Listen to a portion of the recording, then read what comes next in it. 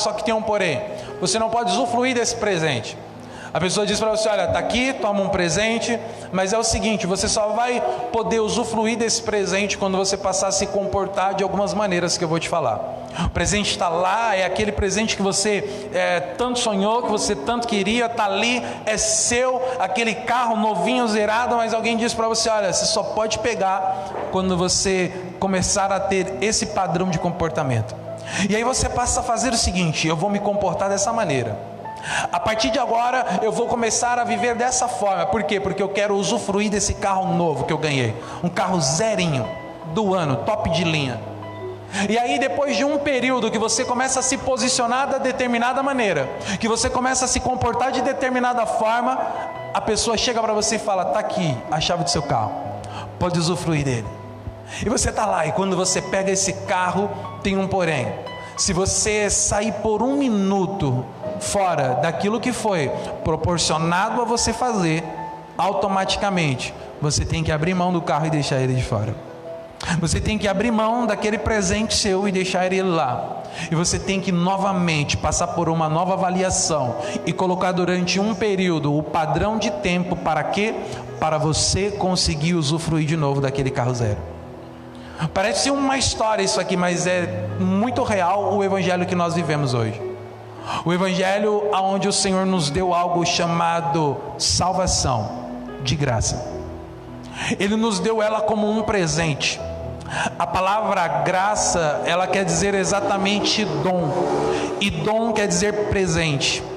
E sabe o que é presente? É você receber algo que você não pagou por aquilo. Então imagina que você ganha a salvação de graça. De graça para nós, mas Cristo pagou um alto preço. O preço da sua vida, o preço de sangue, o preço de humilhação. Só que Ele paga todo aquele processo que Ele passou na cruz para nos dar a salvação, para nos dar a vida eterna. E essa palavra aqui, vida, na Bíblia Sagrada, ela tem um nome de Zoe no seu original. E a palavra Zoe quer dizer a vida da qualidade daquele que te deu. Ou seja, quando Deus nos dá a vida eterna, é a Zoe. É através do sacrifício de Jesus, é através da obra consumada, consumada quer dizer completa, do Calvário, que nós acessamos todas as coisas em Cristo Jesus. E aí algumas pessoas passam a entender que é necessário um padrão. E por que acham que é necessário esse padrão? Porque está na Bíblia, sim, mas está numa antiga lei. E o problema da antiga lei é exatamente isso: ela é uma antiga lei, ela já passou.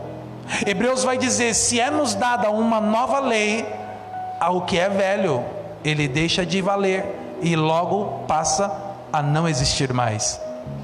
E agora nós nos apegamos firmemente a uma nova lei. Qual que era a antiga lei? Você teria que fazer, você teria que se comportar, você teria que ter um padrão, e era dentro desse padrão que você conquistava todas as coisas. Qual era o principal mandamento? Qual era a principal ideia da antiga lei? Se obedeceres e ouvires atentamente a voz do Senhor teu Deus, Ele te dará todas as bênçãos. Então o padrão da lei era: você tem que fazer, você tem que cumprir, você tem que obedecer para receber. E se rompesse com a lei, se quebrasse com a lei, já era. Então existia uma lei que nunca foi o propósito de Deus. Deus nunca chegou: eu vou na terra e vou dar uma lei para vocês. Quando Deus fala para o povo subir a montanha, porque queria falar com o povo olha para Moisés e diz: Moisés, vai tu falar com ele. E fala para ele que o que ele quiser que nós façamos, ele fala e nós vamos fazer. Ou seja, eles escolhem um padrão para poder seguir, ao invés de ouvir o que Deus queria falar. É muito mais fácil para nós dizer assim: o que eu tenho que fazer? Fala para mim. O que eu faço? Qual é o processo? Já viu? Em tudo que a gente vai, em tudo que nós vamos fazer, nós queremos saber o passo a passo, nós queremos saber o processo. Isso porque já é desde criança, a gente nasce e a gente sabe que as fases da vida, o que nós temos que fazer, tem que ir para o pré, tem que ir para a primeira série, e aí vai indo, e daqui a pouco aquela cobrança, e tudo que nós vamos tendo que fazer, todo o padrão que nós temos que ter de educação, e tudo vai indo, e a nossa vida vai se moldando a passos. Qual é o passo? O que eu tenho que fazer? O que eu tenho que fazer para perder peso? O que eu tenho que fazer para me alcançar o peso ideal? O que eu tenho que fazer para me conseguir de maneira certa e de maneira rápida? Nós queremos sempre o como fazer. Qual é o segredo para me prosperar? Qual é o segredo para que o inimigo não toque naquilo que é meu? Você tem que dar o dízimo. Você tem que dar a oferta. Você tem que orar tanto tempo. Você tem que jejuar tanto tempo. Existem padrões. E é esses padrões que colocam em nós, que às vezes nós chegamos a uma conclusão: eu não consigo seguir esse padrão. E porque eu não consigo seguir esse padrão, a gente desfruta daquilo que era nosso e que foi dado para nós de graça. Existe uma coisa, os 10 mandamentos, e todo mundo olha e fala: nós temos que cumprir os 10 mandamentos. Mentira. Sabe por quê? Porque se eu falar para vocês cumprem os 10 mandamentos, ninguém aqui cumpre os 10 mandamentos. Se eu perguntar para você qual é o 4º mandamento, alguém sabe? Guardará o sábado. Alguém está guardando o sábado aqui hoje? Já pecaram. E se pecou e falhou em um, já era. Percebe?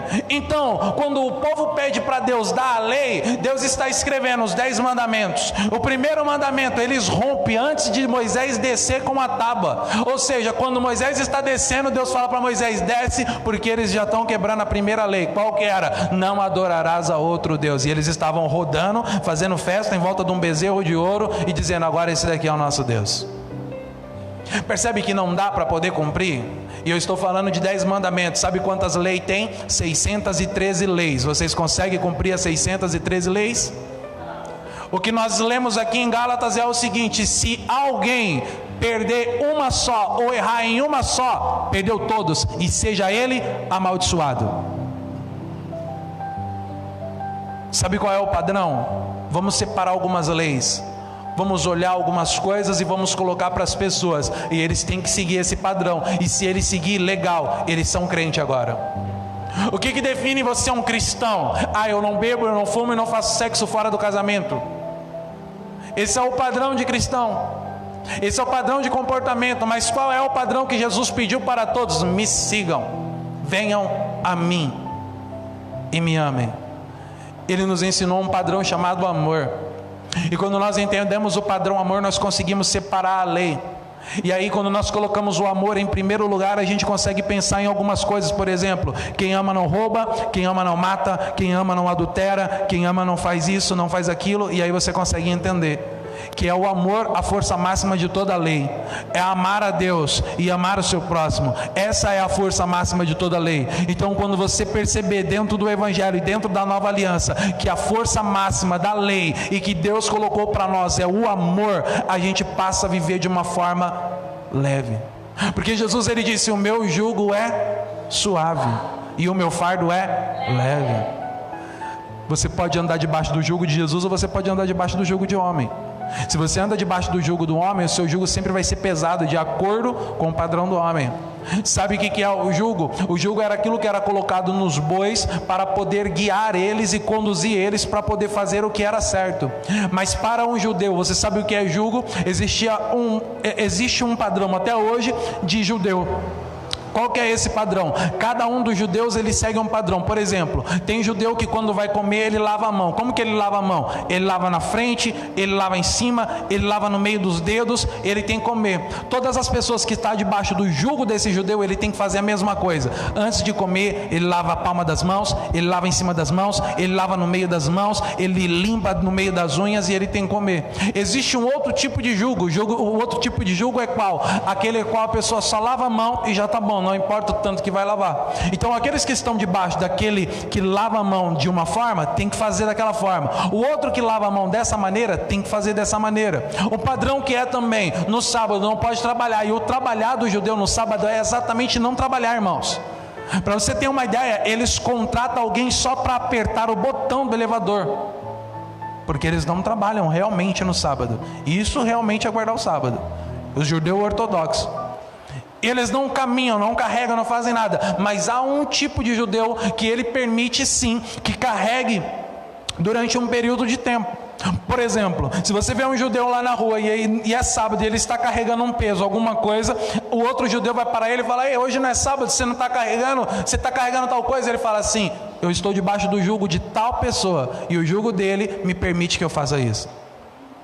Entende o que é jugo? Então, quando você está debaixo do jugo de Jesus, agora você fica como os discípulos. As pessoas olham e falam: aquele ali, os seus discípulos, por que eles apanham espigas nos sábados? Por que estão trabalhando no sábado? Porque estão debaixo do jugo de... Por que eles comem sem lavar as mãos? Porque eles estão debaixo do jugo de... Jesus. Percebeu a diferença entre jugo? Sim ou não? Sim. Vocês podem responder quando eu perguntar, amém? Amém. Amém ou não amém? Amém. Glória a Deus. Então, estar debaixo do jugo de Jesus é andar de uma forma diferente, andar como Jesus falou, viver da forma de Jesus. Então nós precisamos colocar de alguma forma o que? Jesus no centro. Porque a Bíblia diz que Jesus é o mediador entre o que? Entre Deus e os homens. Então, quando Jesus ele entra no centro, tudo que nós vamos acessar a Deus primeiro é por intermédio de quem? De Jesus. Na antiga aliança era da seguinte maneira: pegava-se um sacrifício, e por causa dos pecados precisava fazer um sacrifício para perdão dos pecados. Então a pessoa chegava até o sacerdote. Quem era o mediador entre Deus e os homens? O sacerdote. Um sacerdote também imperfeito. Era esse sacerdote que também, por causa dos seus pecados, das suas imperfeições, oferecia também sacrifícios a Deus, pedindo perdão. Mas quando a pessoa que ia lá oferecer o sacrifício, ela levava o animal até diante do sacerdote. O sacerdote olhava para quem? Para quem estava levando, o ofertante, ou para o sacrifício? Para o sacrifício.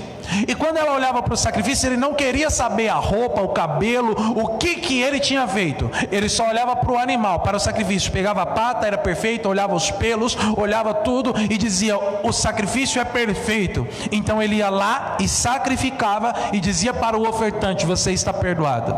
Mas por causa do que ele está perdoado? Por causa do sacrifício. Quando Cristo ele é oferecido como um sacrifício vivo, ele se apresenta diante de Deus, e ele é o sacrifício vivo diante de Deus. É diante do Senhor que ele vai: Senhor, Pai, aqui eu estou como sacrifício vivo. Por quem? Por causa da humanidade, por causa do pecado da humanidade. Deus olha para quem? Para mim ou para Jesus? Para Jesus, porque ele é o cordeiro, ele é a oferta, sim ou não? Sim. Então Deus vai lá e olha para os pés dele, não tem pecado. Olha para as mãos dele, não tem pecado. Olha para o corpo dele, é perfeito, não tem nenhum pecado. O cordeiro foi aceito por causa de todos os pecados. Presta atenção em uma coisa: na antiga aliança, todas as vezes que o sacerdote oferecia o sacrifício e saía do santíssimo lugar, todo o povo de Israel vibrava.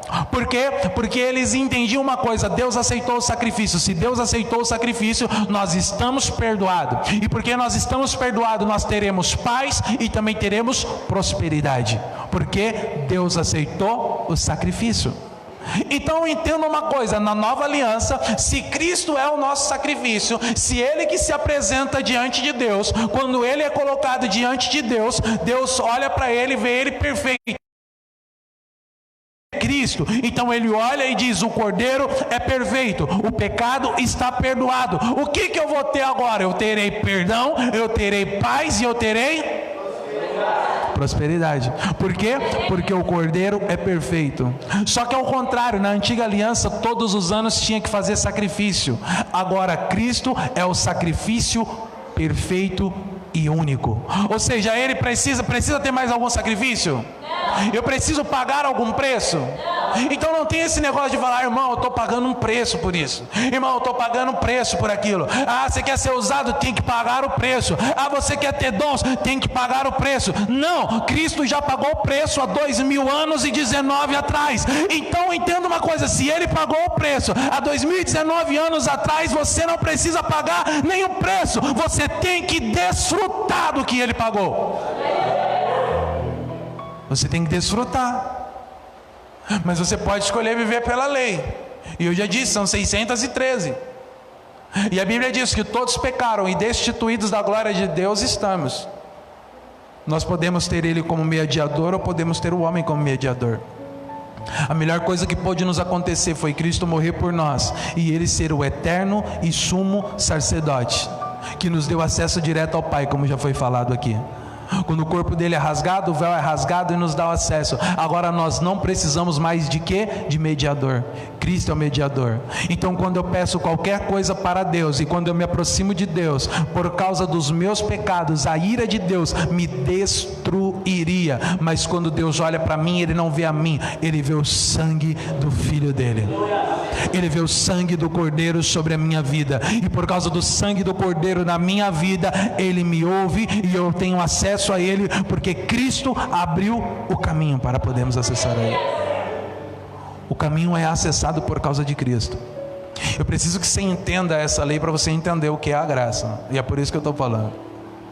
Eu preciso que você consiga compreender essa comparação da antiga para a nova aliança. E com o seu pensamento você consiga decidir o que você quer viver. Você consiga chegar à conclusão do que é melhor viver. Porque existe um medo das pessoas pegarem isso aqui. Mas só que se a gente pregar isso daqui e pregar sobre a lei e não impor sobre as pessoas, elas vão fazer o que quer, vão viver no pecado. Mentira. Aquele que usa da graça para viver no pecado está vivendo uma graça barata e não entendeu o evangelho, não entendeu o amor. Quando você entende o quanto você é amado, você não vai viver pelo pecado, ao contrário, você se constrange todas as vezes. Você fica constrangido, por quê? Porque o amor dele é grande demais para aqueles que não merecem.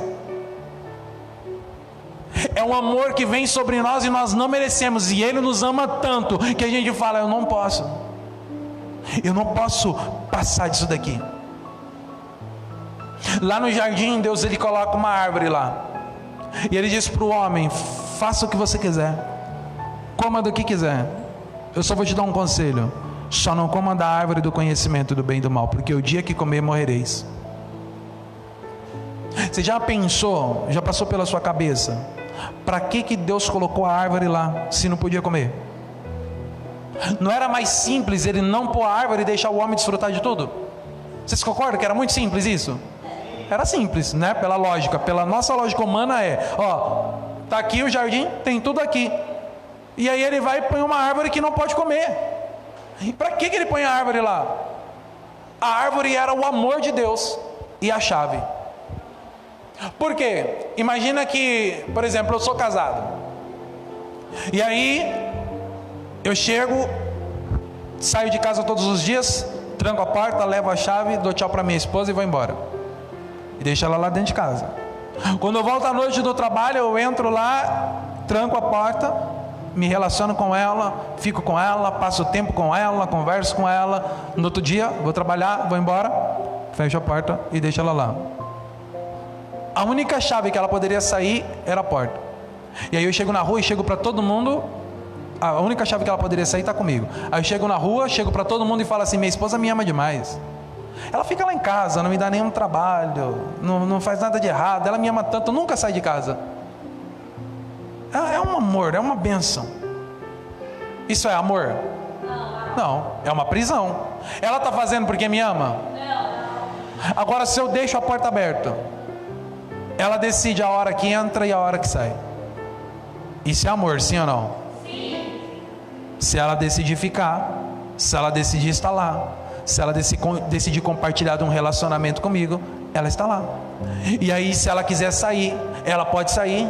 Se ela quiser fazer qualquer coisa errada, ela pode fazer qualquer coisa errada. Mas por causa do amor que eu dou para ela, ela não faz. Entende?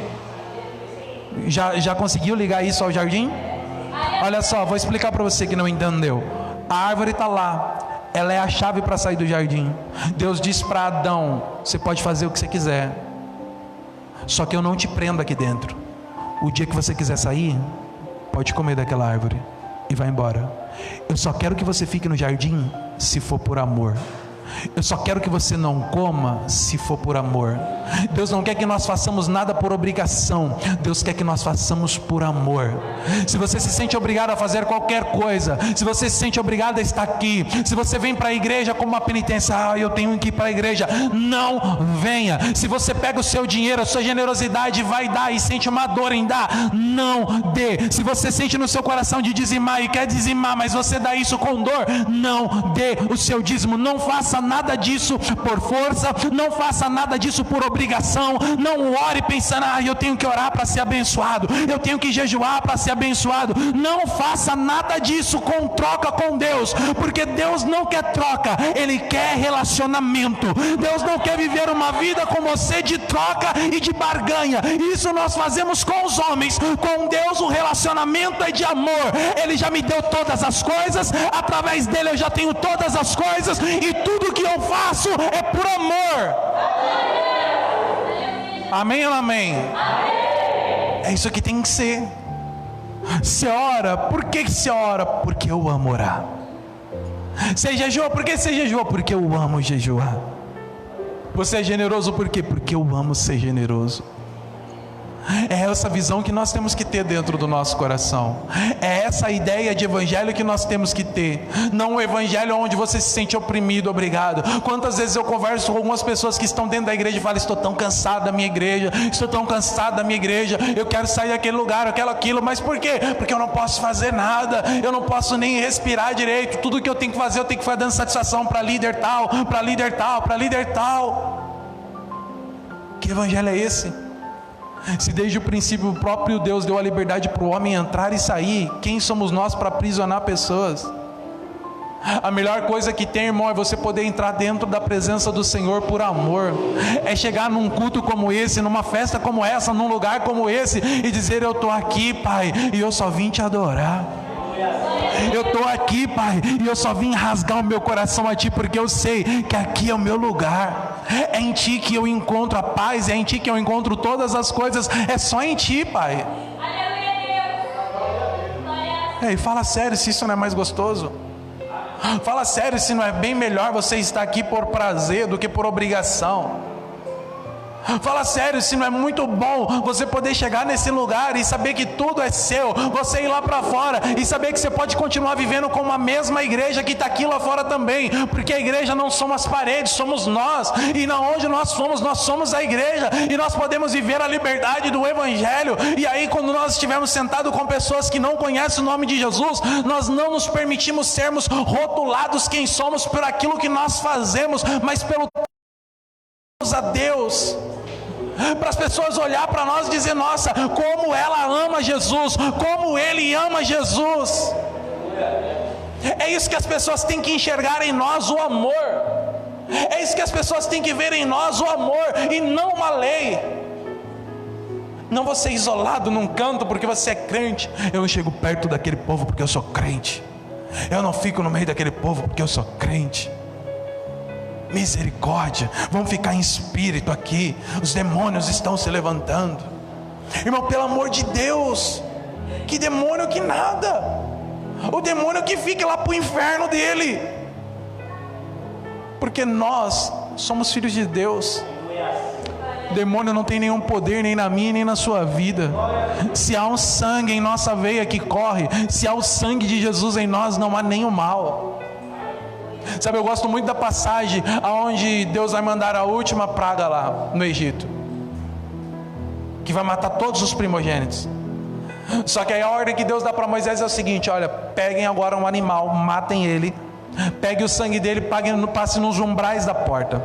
De madrugada o anjo da morte vai passar, mas quando ele passar na casa de vocês e ver nos umbrais da porta pintado o sangue, ele não entra e não mata ninguém.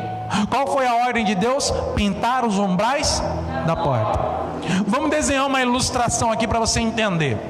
Casa A, casa B e casa C. Tinha várias, mas nós vamos colocar essas três. Na casa A, eles fazem isso: mata lá o animal, pinta os umbrais da porta, e aí eles fazem o seguinte: filho, mulher, vem aqui, vamos fazer uma corrente forte de oração essa noite. Nós vamos passar a madrugada inteira orando. Por quê? Porque o anjo da morte vai passar. Então nós temos que estar em oração forte, porque vai que ele passa e pega a gente. Essa é a casa A.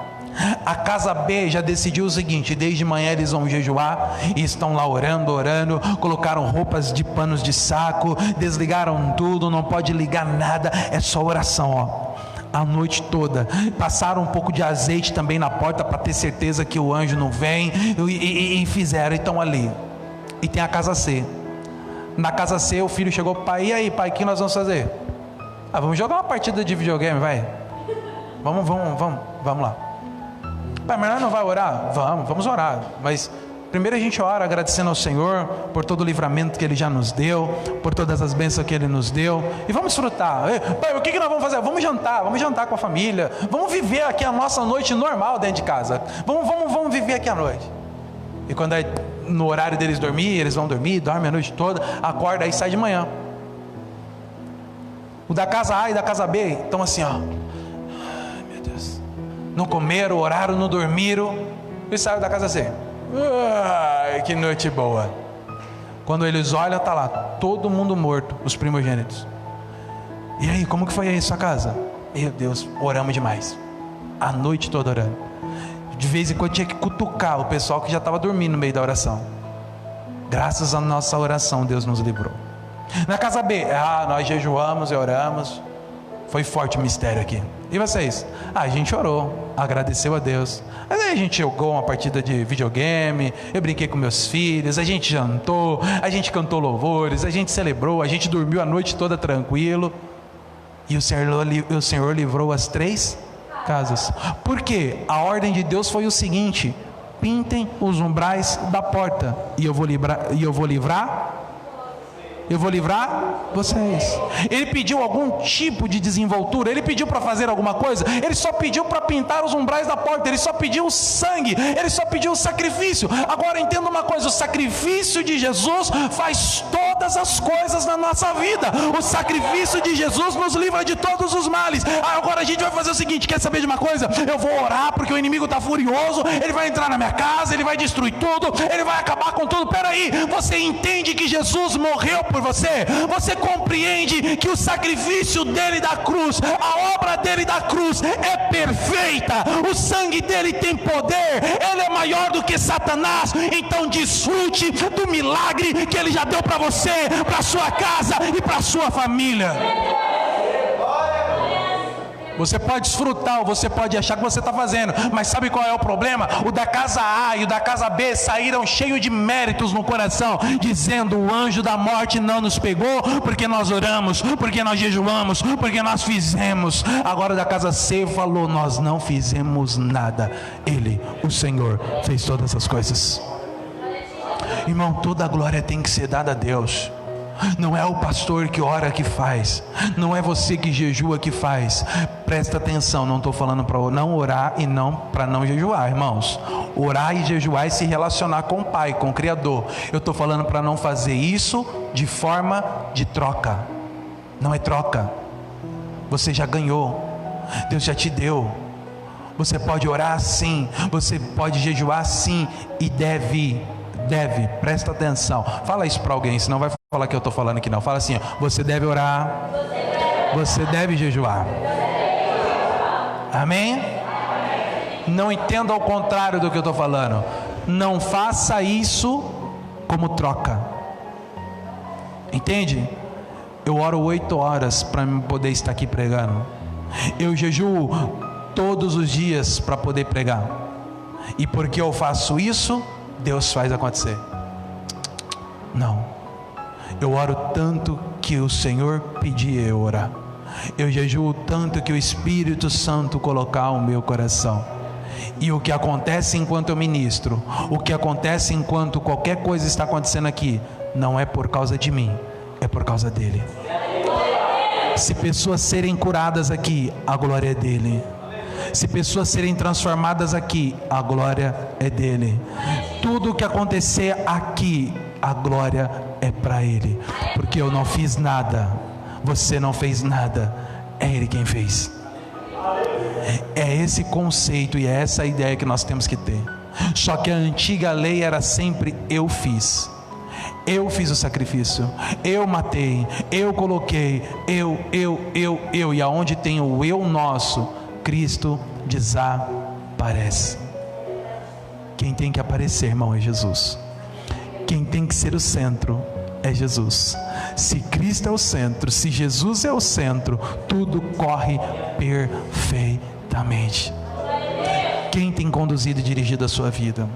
Quem tem sido o centro da tua vida? Quem tem sido o mediador entre Deus e você? Tem que ser Jesus. Tem que ser Jesus. Agora vamos entrar dentro desse texto que nós lemos aqui em Gálatas. Gálatas capítulo 1. Olha que legal que acontece aqui. Paulo, todas as epístolas que ele escreve, ele gasta praticamente um capítulo, ou a metade e mais de um capítulo, saudando a igreja. E ele elogia a igreja, ele lança palavras de bênção para a igreja, ele vai falando, e aí depois ele vem com o seu conteúdo de ensinamento. Mas na carta que ele escreve aos Gálatas, ele faz 5 versículos. Ele fala: sou Paulo, o apóstolo, cumprimento vocês e tal. E aí ele vem, verso 6: eu estou admirado, ou eu estou estarrecido, que tão depressa tem desviaste daquele que vos chamou para a graça, Cristo Jesus e seu evangelho. Paulo, ele já começa dizendo para a igreja dos Gálatas o seguinte: eu estou estarrecido, estou de boca aberta com o que vocês fizeram. Vocês nem começaram direito e já estão abandonando aquele que chamou vocês pela graça. O que a igreja de Gálatas está fazendo aqui? Ela está saindo da graça, indo para a lei. Logo, vocês que viram Cristo crucificado, não é que a igreja de Gálatas tinha visto Cristo crucificado, mas porque para eles Paulo expôs o Cristo crucificado. Para eles Paulo falou sobre o evangelho de Cristo crucificado, o evangelho da graça. E Paulo está dizendo para eles: quem foi que enganou vocês? Quem foi que enfeitiçou vocês? Sabe, essa carta aos Gálatas aqui, eu queria muito desafiar você a ler. Se você quer ler um livro na Bíblia, leia a carta de Paulo aos Gálatas, porque ela abre a nossa visão de uma forma grandiosa, ela abre a nossa visão de uma forma espetacular. Sabe por quê? Porque Paulo, ele diz para eles o seguinte, ele já inicia falando: vocês abandonaram o evangelho, vocês abandonaram o evangelho que eu preguei para vocês, o evangelho de Cristo, o evangelho da graça. Vocês logo estão indo para o lado da lei. E aí ele diz assim: quem está pregando isso para vocês? Quem está falando isso para vocês? E no verso 7 ele diz assim, no verso 8 ele diz assim, porém, ainda que nós, ou um anjo do céu vos pregue algum outro evangelho além do que pregamos, que seja ele amaldiçoado. Sabe o que Paulo está dizendo aqui? Se alguém, ou até mesmo anjos, preguem qualquer outro evangelho que não seja esse, que seja amaldiçoado. Consegue perceber a profundidade que há nisso aqui? A profundidade de pegar o evangelho e misturar ele, de mudar ele, de querer misturar ele com a antiga lei, e queremos viver ele hoje, de queremos olhar para a antiga lei e colocar como padrão para nós vivermos hoje. Tem que ser dessa forma, tem que ser dessa maneira, é assim que nós vamos viver. Não, irmão, Paulo está dizendo: o evangelho é esse. Os judeus lá, eles tinham que ser circuncidados, e era essa circuncisão que marcavam para eles quem eles realmente eram. Só que quando Paulo começa a ministrar, ele fala: agora, aqueles que são circuncisos, maravilha, aqueles que não são, não precisa circuncidar. Cristo já fez isso por vós. Cristo é a vossa circuncisão. E aí ele começa a pregar Cristo crucificado. Paulo começa a confrontar todos os escribas e todos os fariseus da época. A única coisa que Paulo está confrontando agora é o evangelho da graça, o evangelho de Jesus. Não mais a lei, mas a graça. E aí ele vai falando com a igreja de com a igreja de Gálatas, e vai dizendo para eles o seguinte: a partir desse momento que vocês decaem disso daí, que vocês saem disso daí que eu preguei para vocês, que vocês se afastam disso daí, vocês já estão vivendo fora da graça. Vocês estão vivendo fora do evangelho que Jesus anunciou a vocês. E quando vocês saem fora desse evangelho que foi anunciado a vocês, vocês passam a viver por maldição. Não façam isso. Sabe o que Paulo fez aqui em Gálatas? Ele diz: eu mesmo confrontei a Pedro. Por quê? Porque quando Pedro estava junto com os Gálatas e junto ali com os gentios, se você não sabe, os gentios somos nós somos os gentios, aqueles que não são judeus. Quando eles estavam com os gentios, ele comia com os gentios, ficava com os gentios, fazia tudo com os gentios. Mas aí quando chegou os da circuncisão, quem eram os da circuncisão? Os judeus da lei. Pedro fez o quê? Abriu mão de ficar com aqueles que eram gentios e comecei a ficar com os da lei.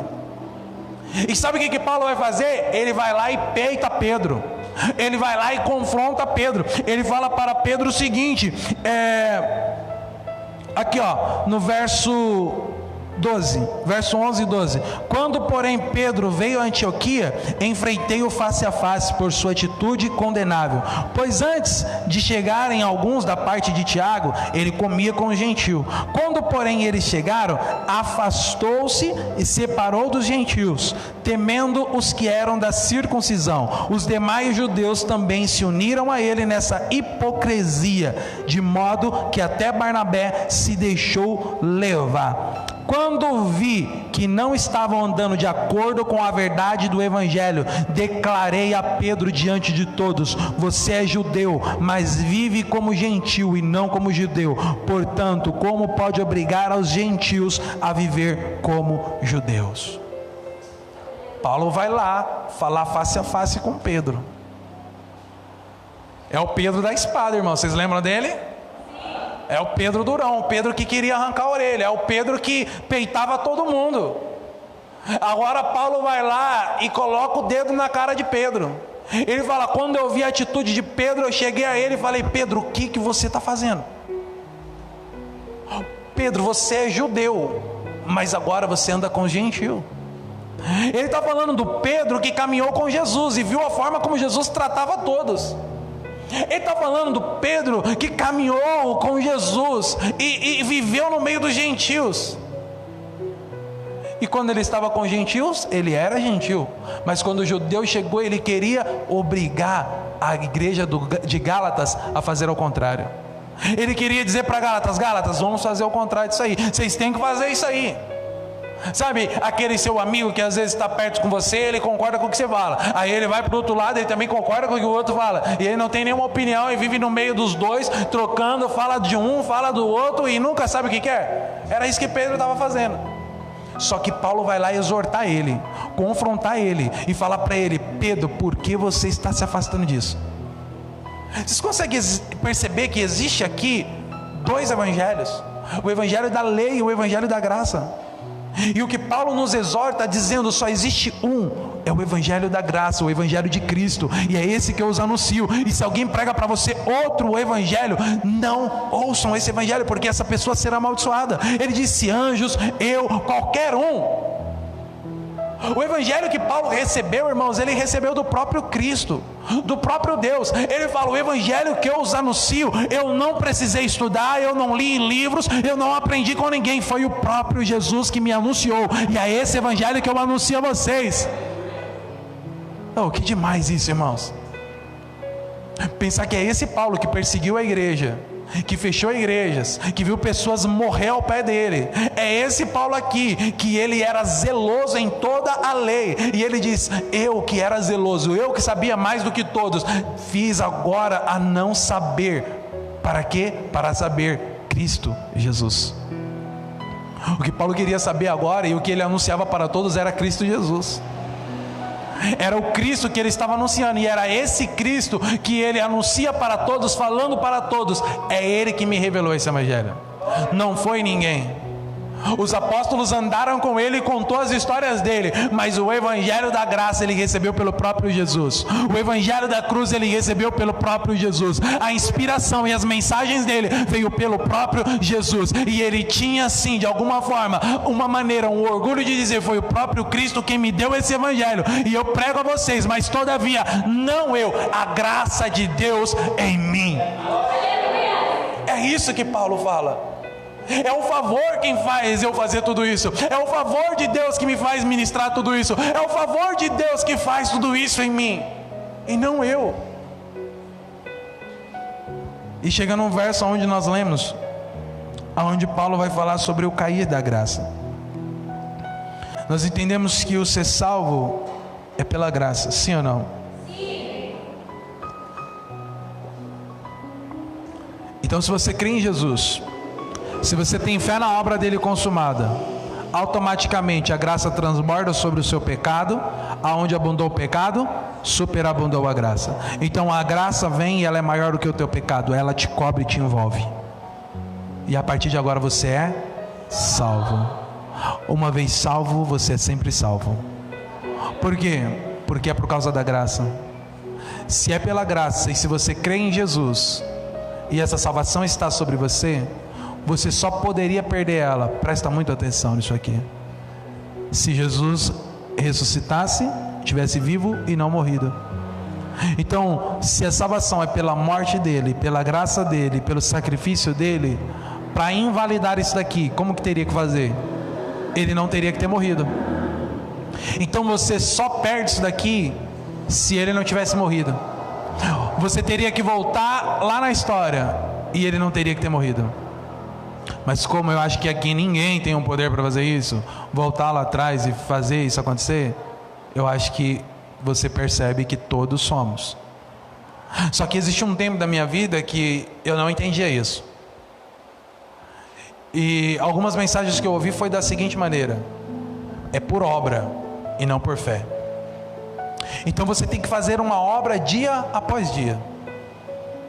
Por exemplo, hoje eu estou aqui no culto, me comportei bem, foi uma maravilha, orei, jejuei, não me estressei, estou de boa, estou tranquilo, estou cheio de Deus. Beleza, venci esse dia, Jesus não voltou. Só que amanhã, se eu fizer qualquer coisa, alguém passou, me fechou no trânsito, eu xinguei, já era, perdi a salvação. Se Jesus voltar naquele momento que eu xinguei, perdi a salvação. Então eu vivia uma vida mais ou menos assim. Não sei se você já viveu ou vive isso. Se você vive isso, por favor, não viva mais. Então eu vivia uma vida assim, como se fosse um interruptor: liga, desliga, ganha salvação, perde salvação, ganha salvação, perde salvação. E isso era uma loucura para mim. E era difícil demais. Por quê? Porque eu ficava pensando em todas as obras que eu fiz durante o dia todo. E aí eu ficava: hoje eu estou de boa, Jesus, volta agora porque eu estou tranquilo. Mas se eu errava alguma coisa, eu falava para Jesus: não volta, espera eu limpar a barra aí, porque o negócio está feio. Então a gente vivia uma vida onde mata e ressuscita, mata e ressuscita, mata e ressuscita. Jesus também. Por quê? Porque para você ser salvo tem que ter uma obra, e todo dia uma obra. Só que aí tem uma coisa: a gente não consegue conquistar essa obra porque a gente sempre perde, a gente sempre peca. Sim ou não? Sim. Ou tem alguém aqui que é a quarta pessoa da Trindade e nunca peca? Não, acho que não, né? Olha, todos pecamos. Olha só, para você entender como todo mundo peca. A antiga lei dizia o seguinte: aquele que adulterar vai pecar, aquele que roubar, pecou, aquele que matou, pecou.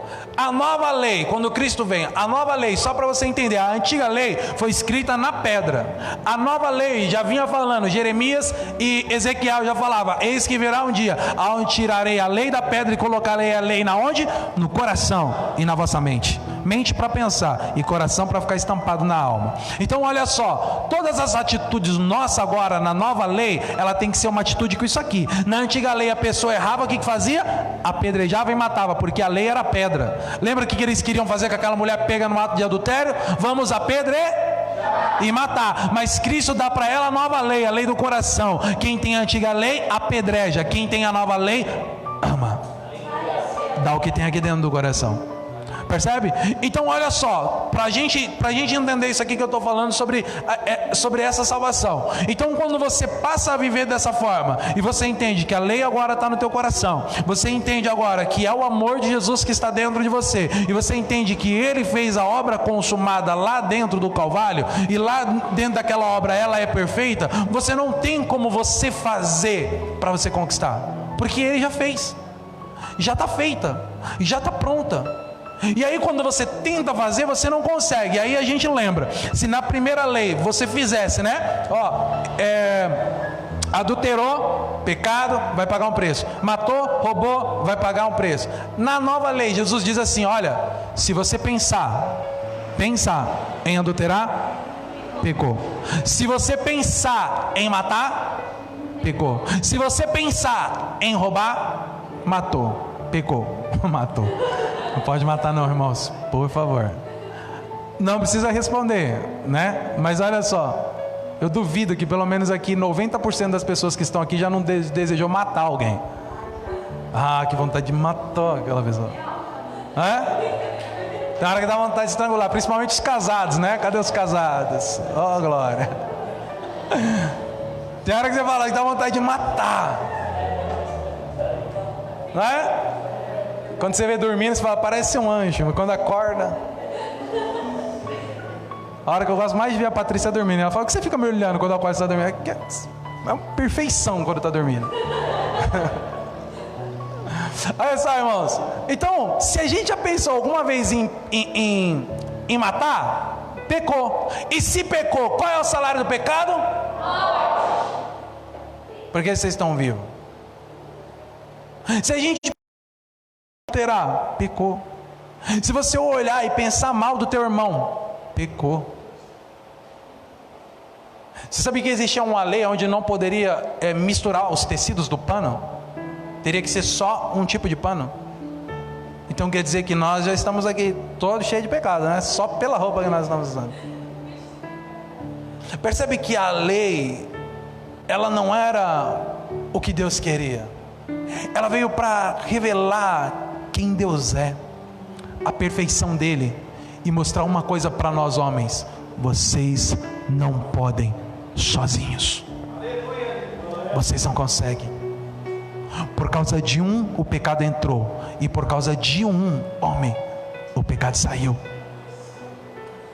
Foi por causa de Adão. Você escolheu pecar, nascer em pecado? Não, ninguém escolheu, mas por causa de Adão todos nascemos. Então da mesma maneira Cristo morreu. Ah, mas Deus é amor, mas também Ele é ira, Ele também é justiça. Sim, Ele é. E Ele vai pesar a mão dEle, Ele vai depositar a ira dEle. Sim, vai. E Ele já fez isso. Toda a ira de Deus foi condicionada e virada para a cruz, para Jesus. Então quando alguém falar para você, Ele é amor, mas Ele é ira, sim. E Ele colocou toda a ira dEle em Jesus. Não pensa que, não sei se você pinta essa imagem na sua cabeça, que quando Jesus morreu, eu já ouvi muito isso em pregação, o inferno fez festa. Êêê, Jesus morreu, vencemos. Não foi.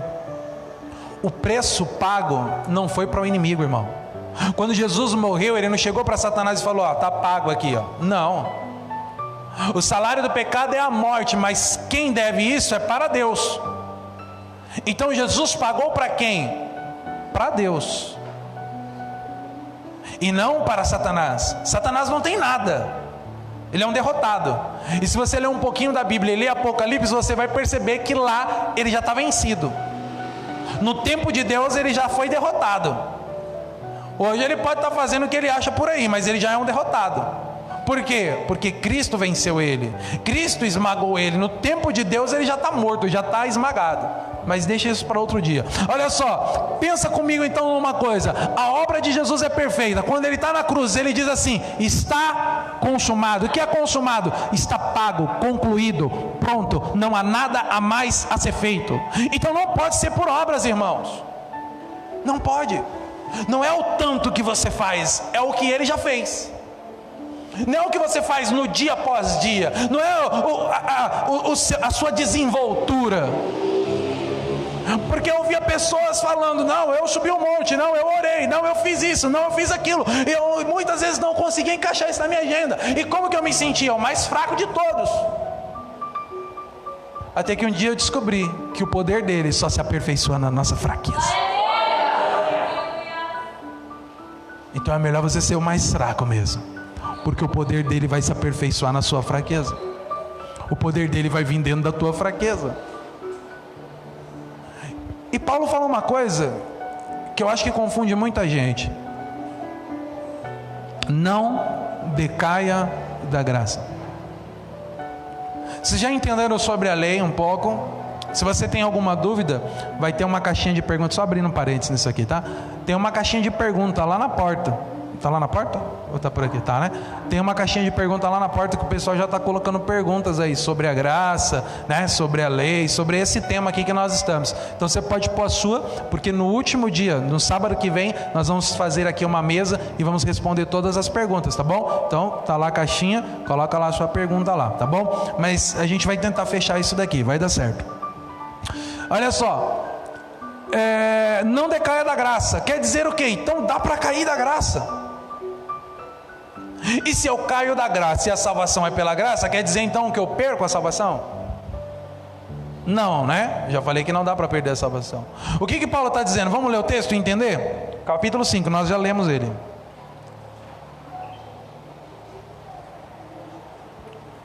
Eis que eu, Paulo, verso 2, vos declaro que vós, que são circuncidados, de nada servirá Cristo. Vós, que vos circuncidades, de nada servirá Cristo. E testifico novamente, todo homem que for circuncidado, ele está obrigado. Ele está o quê? Obrigado. Ele está o quê? Obrigado. A observar toda a lei. Verso 4, Cristo torna-se sem efeito, e para que você procurai a justificação pela lei, vós decaíste da graça. Já está meio que explicado o que é o cair da graça, mas vamos entrar nisso aqui para a gente entender. Ele está falando, se vocês estão querendo se circuncidar, beleza, façam isso, é a lei. Só que tem um porém, vocês vão ter que cumprir todas as leis. Quantas são? 613. Vocês vão ter que cumprir todas, e se vocês falhar em uma, e por que Paulo está falando aquilo? Porque ele sabia, irmão, que todo mundo errava. Você pode olhar toda a Bíblia Sagrada. Sabe o tempo que dá mais raiva de ler a Bíblia? É quando você começa a ler lá perto de Juízes. Já viu? Você vai lendo lá Samuel, aí vem Juízes, aí vem Reis, primeiro, segundo. Já viu? Por quê? Toda hora você vê assim: e o povo tornou a fazer o que era mal aos olhos. Das primeiras vezes que eu li, eu achava que eu estava lendo a mesma história, porque toda hora, e o povo foi para o cativeiro, e o povo tornou a fazer mal que era os olhos de Deus. Eu falava assim, acho que eles estão fazendo a mesma história, não é possível. Por quê? Porque todo o tempo o povo errava, irmãos, descumpria a lei. Deus falava, tem que fazer isso, eles faziam de outra maneira, e eles iam para o cativeiro, e morriam. Por quê? Porque ninguém conseguia cumprir, e hoje estão querendo cumprir, não vai dar.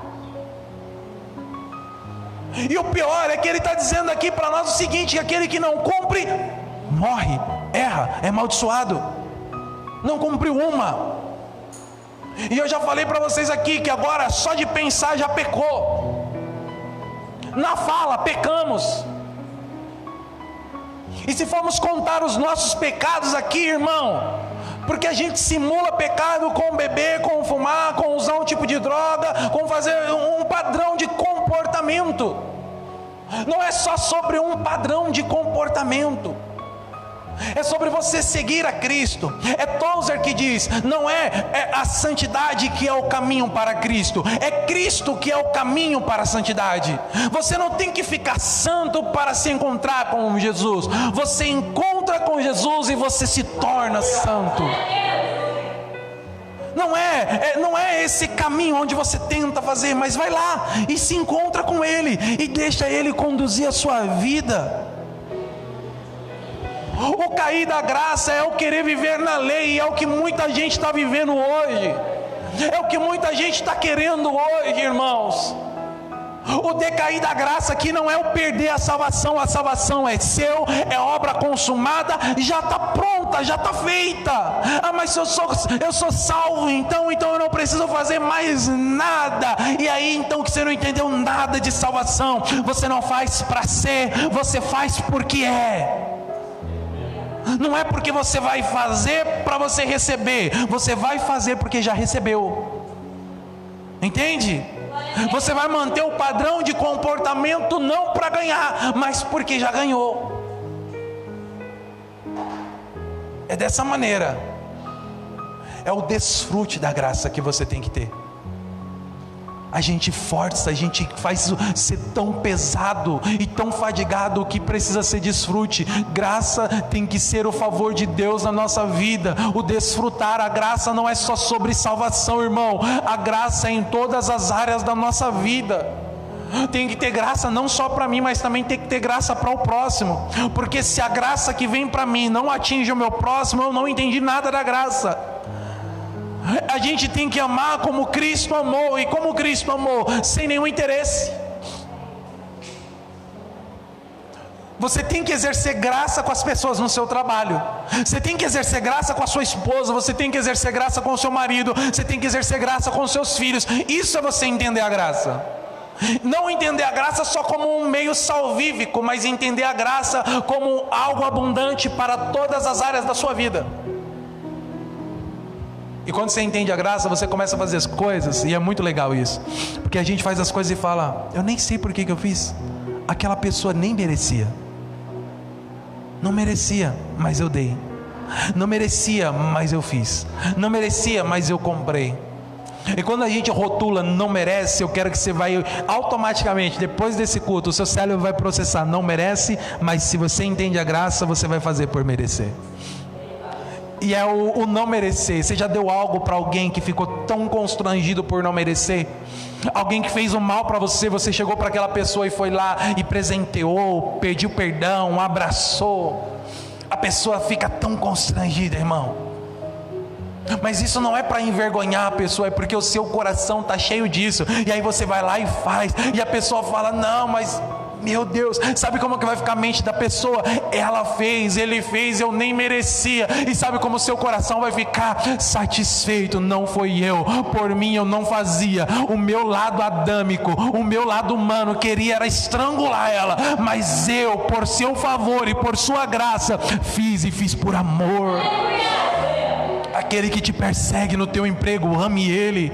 Aquele que te persegue, ame. Aquele que fala mal de você, ame. Isso é a graça abundante de Deus. Isso é a graça sobre a graça. Isso é você compreender a graça.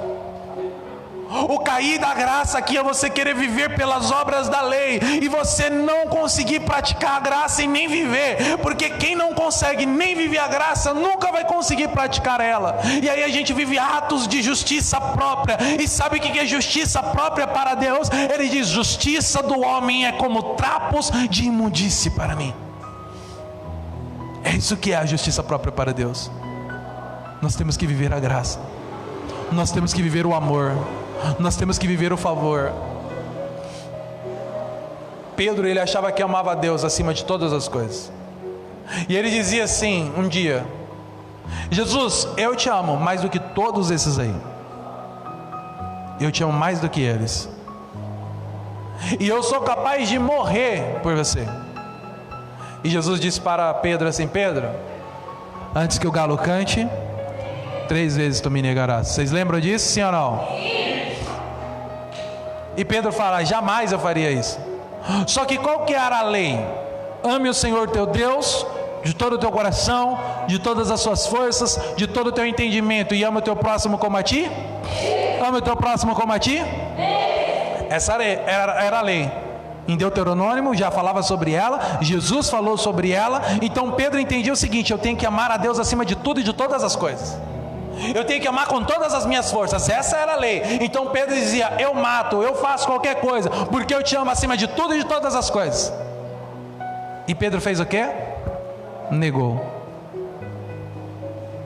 Pedro abandonou o Senhor. E ele ficou amargurado por isso, porque ele compreendia a lei. Mas como que era a graça? Como que era na nova lei? Jesus, antes de subir para o céu, disse para os seus discípulos o seguinte: eis que vos deixo um novo mandamento: ame o Senhor teu Deus de todo o teu coração, de toda a tua força, e ame o teu próximo como eu amei. Percebe como mudou? Antes era ame o teu próximo como a ti. O nosso amor é fraco demais. Ele fala, ame o teu próximo como eu quem? Jesus amou. Porque Ele amou de forma perfeita. Ele amou de forma completa. E é esse amor que nós temos que carregar. Pedro, de alguma forma, queria viver pela justiça própria e queria viver pela lei. E Pedro demorou para conseguir compreender toda essa graça. Pedro demorou para compreender esse evangelho. Não é da noite para o dia que toda essa mensagem vai fazer um efeito dentro de você. Esse ano vai fazer aproximadamente 3 anos que nós só pregamos e falamos sobre o evangelho do amor e da graça.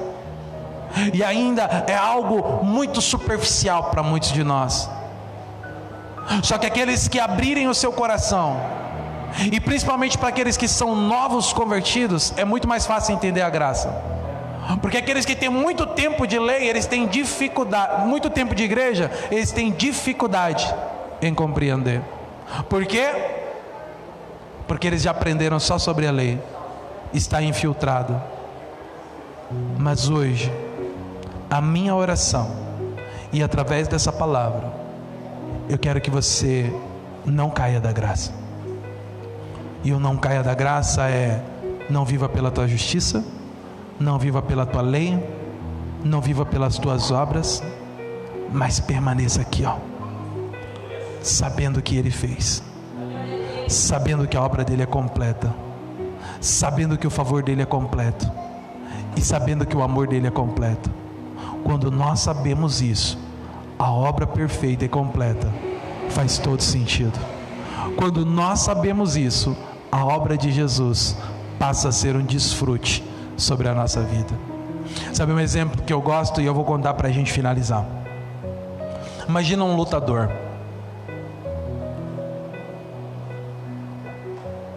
Ele está na luta da vida dele, na luta pelo cinturão.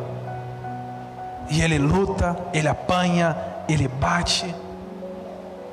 E ele toma muita pancada naquela noite. Só que nos minutos e nos momentos finais, ele consegue, no nocaute, vencer. Lá está o juiz, de um lado um, do lado o outro. Aquele ali que venceu com a cara toda ferida, toda machucada, toda zoada, igual as lutas como a gente vê. Então o juiz ali levanta a mão dele e diz: esse daqui venceu. Ele vai para o vestiário, ele festeja, mas nem tem força para celebrar. Está com o seu corpo todo ferido, o seu corpo todo moído. Dá para ele um cinturão e diz: está aqui, ó, a recompensa pela sua vitória. Ele também ganha um cheque bem alto. Quando ele chega em casa, lá está a mulher dele, e a mulher dele fala: e aí, meu amor, ganhou? Ganhei, ganhei a luta. Ganhou o cheque também? Ganhei, ganhei o dinheiro. Me dá aqui o cheque. Ela pega o cheque e vai fazer compra. Vai comprar o que tem que fazer. Quem apanhou? O lutador, sim ou não? Sim. Quem tomou uma surra? O lutador. Quem está todo moído, não tem força para nada? O lutador. Quem ganhou o dinheiro? O lutador ganhou o dinheiro. Quem vai desfrutar do dinheiro? A mulher. A graça é exatamente isso. Jesus apanhou, ficou todo desconfigurado, ganhou a vitória da vida, só que deu cheque para mim e para você desfrutar. Você pode desfrutar, ou você pode ficar tentando fazer a vida inteira por merecer. E o problema é que às vezes você vai fazer e vai dar certo. Ah, mas eu orei, eu fiz uma campanha, eu fiz um jejum, aconteceu, ótimo. Só que você tem a fórmula. Foi porque você fez, aconteceu, e a glória é porque você fez. Isso se chama salário pelo trabalho. Agora, quando você não faz e ganha, se chama justiça de Deus, a de Cristo, sobre a sua vida. Porque temos muito poder e autoridade quando fazemos muita coisa. Você quer ver alguém cheio de autoridade? Ele passa a semana toda lá no monte. Qualquer um passar na frente dele e falar: aquele ali está endemoniado, deixa que eu tiro. Estou pingando azeite, passei a semana toda no monte. Mas pega ele depois de uma briga. Pega ele depois de ter passado uma semaninha sem orar e pegar na Bíblia. Tem um demônio ali, hoje não vai dar não. Mas por que, irmão? Vamos lá expulsar o demônio. Não vai dar. Ou então ele vai fazer uma oração. Eu vou lá. Senhor, por favor, Senhor, não me deixe ser envergonhado. Eu prometo que vou orar mais, Senhor, mas só dessa vez me ajuda a expulsar esse demônio. Porque ele acha que é ele que faz e não Deus quem faz. Eu, você e ninguém nesse mundo faz qualquer coisa. Tudo quem faz é Deus. Toda a glória é dele. O poder está na palavra e no evangelho dele. Nós somos apenas instrumentos. Amém? Vamos encerrar? Se coloca de pé, você que pode. Será que a banda pode louvar para a gente encerrar?